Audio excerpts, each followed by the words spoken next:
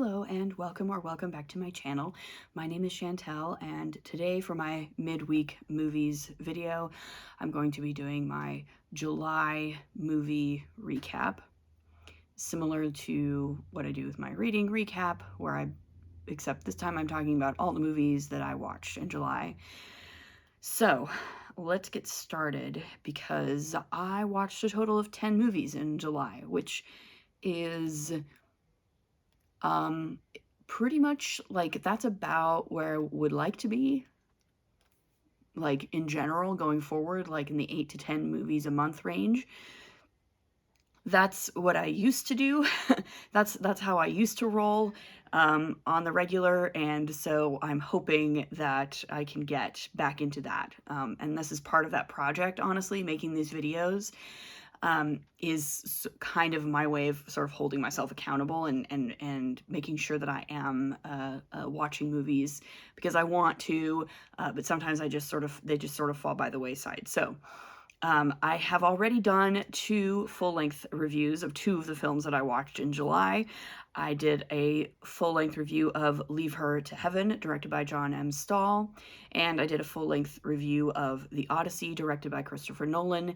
So I will link those 2 reviews either like in the description or link a card or whatever. So I won't really say much else about either of those 2 movies since I have 8 other movies to talk about. So the first film that I want to talk about is The Sheep Detectives.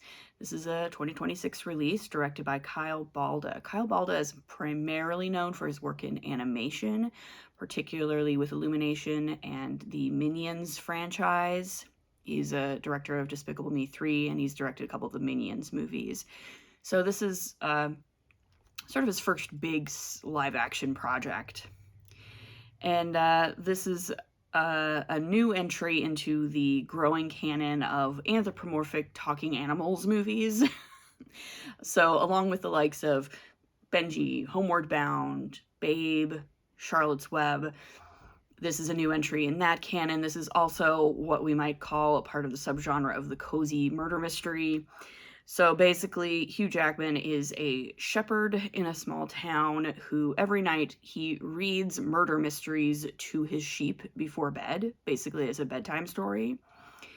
When he himself is murdered, his sheep determine that they must now solve his murder because obviously they know all about solving murders. They've heard so many murder mysteries that he read to them. And so some shenanigans ensue. The plot thickens in various ways. It turns out that this shepherd was actually quite wealthy, and so there's potentially a money motive there. He has a couple of heirs to this estate, and there's some other shenanigans going on in this small town that his sheep sort of get involved with. So this is, a classic sort of heartwarming, funny, pretty family-friendly comedy movie, cozy mystery thing that is, I think, competent. It's not incredible.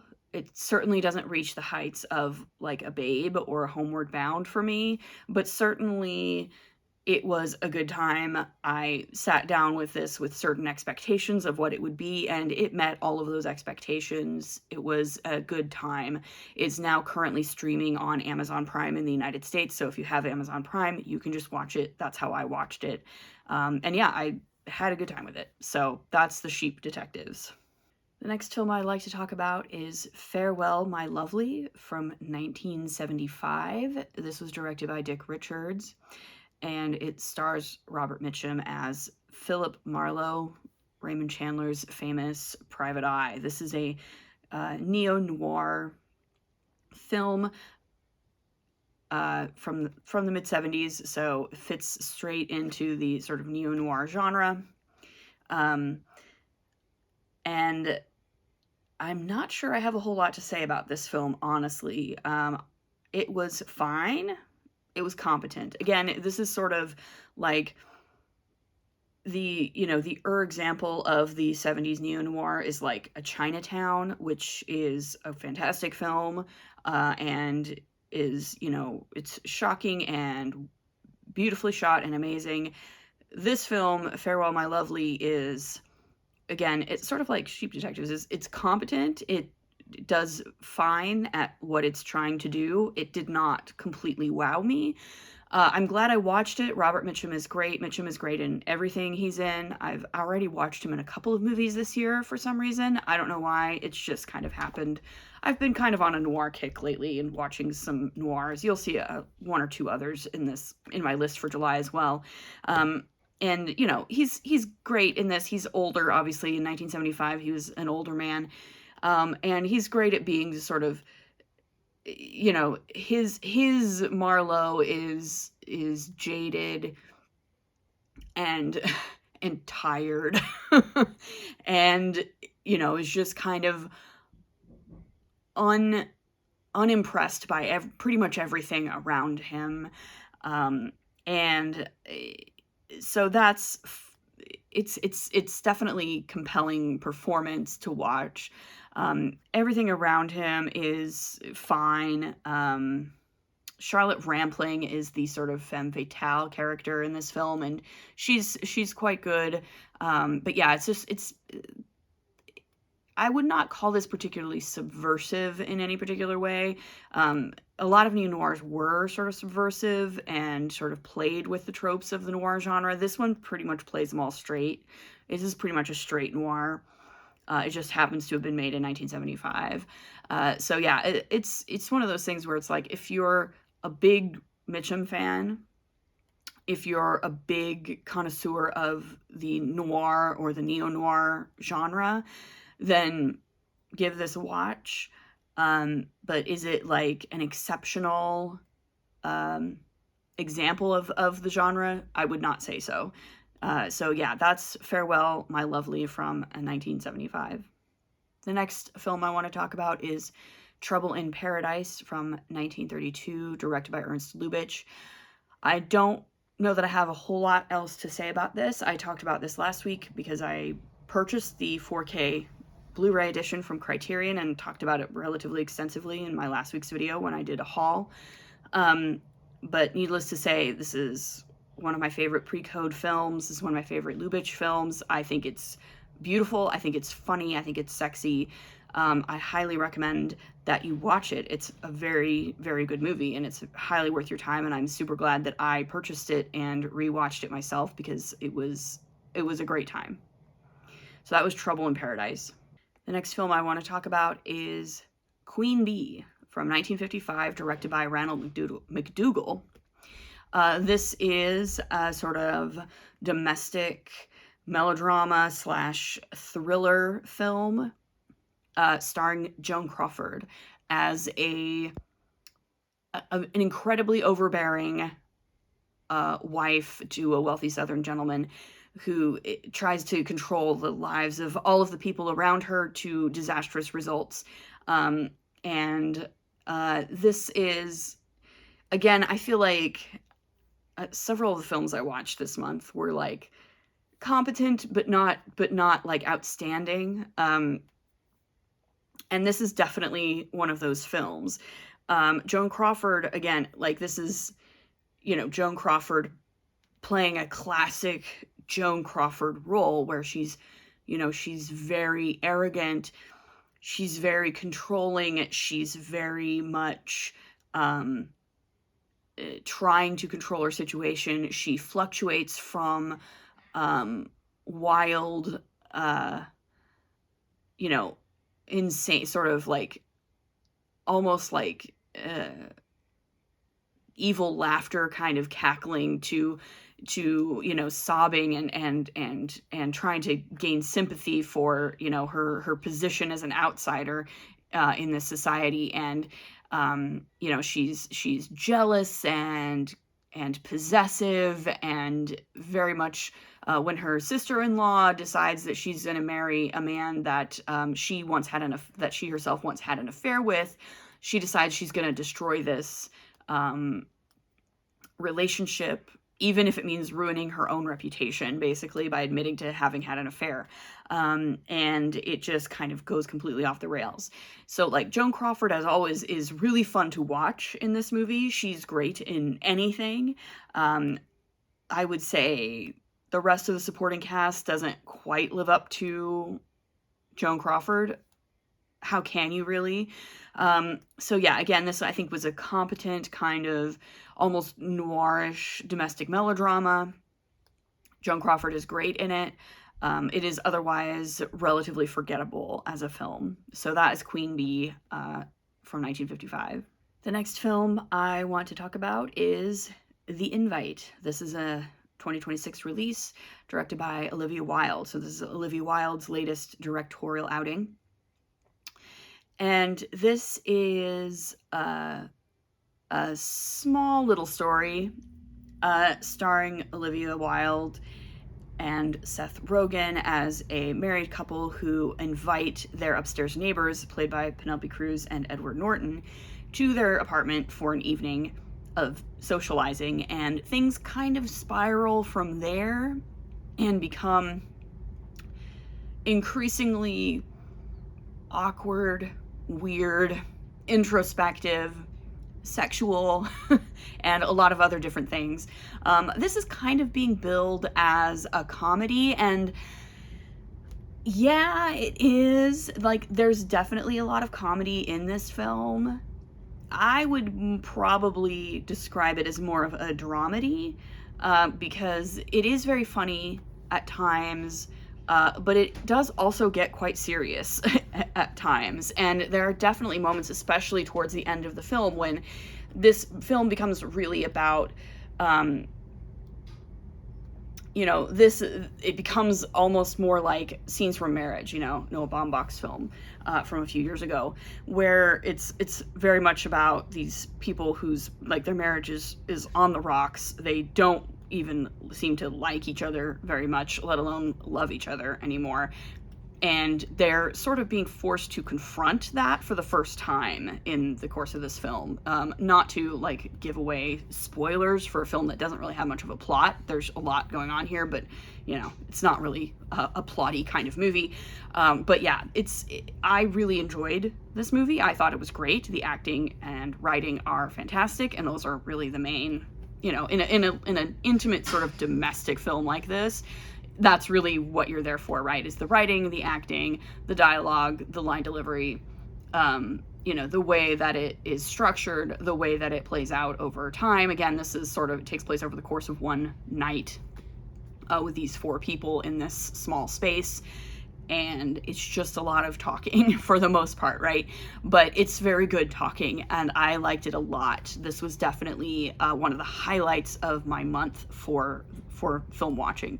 For me. So yeah, I would definitely give The Invite my hearty recommendation.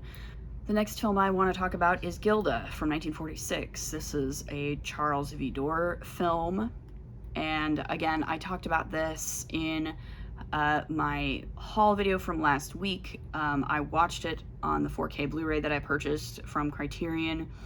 This is a great sort of film noir, crime drama-ish type film that was the film that really launched Rita Hayworth's star and made her a name in Hollywood, and she is absolutely stunning in this movie. So if you don't know, the sort of premise or story of Gilda is basically George McCready is a very, very shady sort of casino owner and businessman in, I think this is set in Buenos Aires, Argentina, I think.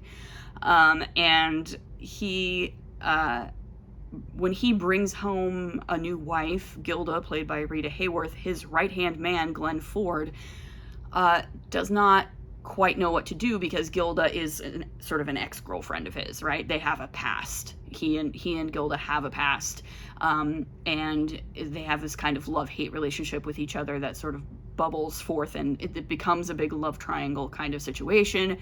in the context of this sort of film noir-ish crime drama thing, where there's a local cop who's clearly like on George Macready's trail and trying to figure out, you know, his sort of shady business deals, and Glenn Ford is sort of torn between his loyalty to this casino owner and his feelings for Gilda, and Gilda is sort of playing around, potentially messing around on her husband.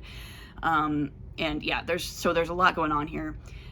This is also one of the sort of famously one of the most homoerotic films that classic Hollywood ever produced. The homoeroticism between George Macready and Glenn Ford is palpable in this movie, despite Rita Hayworth's absolute gorgeousness. The two of them frequently only seem to have eyes for each other in many ways, and a lot of the dialogue between the two of them can be read as very sort of innuendo-ish. You can take a lot of especially what George Macready says to Glenn Ford as very sort of double entendre. And so, yeah, this is a very fun movie to watch. The actual, like, the subplot of, like, the criminal enterprise or whatever that he runs is very kind of murky and beside the point, really. The real draw of this film is the simmering tension between our three leading actors. And it's really, really fun to watch. So yeah, I would definitely highly recommend Gilda as, you know, just a classic example of a film noir, and, you know, Rita Hayworth's most iconic role. It's very deftly directed by Charles Vidor. The shots are incredibly well crafted. So yeah, it's a really good movie all around. The next film that I want to talk about is Black Girl. This is from 1966 and is directed by Ousmane Sembene, Senegalese director. This was his feature film debut, and this tells the story of a young woman who travels from Dakar, Senegal to France to work for a white French couple, and she quickly realizes that her life, she has essentially become a prisoner in the apartment of this white couple, and she is sort of imprisoned both sort of emotionally and psychologically and physically in this home. And you know, this film is a really effective examination of race relations and the lingering effects of colonialism in France in the 1960s, and the ways in which you know, white supremacy is still hard at work, even in a sort of quote-unquote post-colonial world, where, you know, these African countries that were once colonized by European powers are ostensibly ruling themselves now, but they still have very, very close ties with their European colonizers, and there's still a lot of control exerted over Africans by white Europeans, both on a personal level and in a broader political level. And Sembene does a really good job of examining this on a very intimate and personal level with this very specific young woman. We contrast her life in France, trapped in this apartment. The parts of this film where she's, you know, in the apartment are very claustrophobic. She's very much contained within this small space. We rarely see outside the apartment. We only see, you know, the bits of it that she can see from the windows, essentially. And this is contrasted with flashbacks to her life in Dakar, which are much more open and free, where she's able to, you know, she's wandering around, she's got a boyfriend, they're walking all over the city, they're hanging out with each other, she's dreaming of the future, and then when she gets to that future, her dream is turned into a nightmare. So it's a very effective film. I highly recommend this film if you are, again, at all interested in sort of non-European and non-East Asian cinema. Ousmane Sembene is a really great place to start. He's got a number of films in the Criterion Collection, so they're relatively easy to come by. at least compared to a lot of other African filmmakers who, again, you know, a lot of these films are rather difficult to come by in the US and the UK, but if you can get your hands on any of them, I would definitely recommend that you do so. And I think Black Girl is a really good example of this kind of filmmaking that Ousmane Sembene has sort of pioneered. And the final film that I want to talk about today is Blue Heron. This is, I suppose technically it's a 2025 release. It has been doing the rounds of some film festivals in the past several months. Most particularly, it came out of the Toronto International Film Festival late last year. This is the freshman film from Sophy Romvari. She's a new, young, very interesting filmmaker on the scene, and it is now starting to get some distribution. I saw it on the Criterion channel, where you can watch it if you're a subscriber. You can also rent it from the Letterboxd video store now and watch it there. So it's now sort of more widely available to watch coming out of some of the festivals. And yeah, so this film is, as I said, it's a debut feature. I feel like, I couldn't say for sure because I don't really know anything about Sophy Romvari, but it feels like kind of semi-autobiographical. This is a story of a young woman, a girl really, whose family has just recently moved. They are, her parents are Hungarian immigrants and they live in Canada. They've moved to Vancouver Island in the late 90s. And her older brother is exhibiting some very troubling behavioral issues that her parents are struggling to come to terms with, and they're struggling to find assistance to try and, you know, to help him, right? They're trying to help him, and they're having a really hard time sort of navigating the help that is available to them.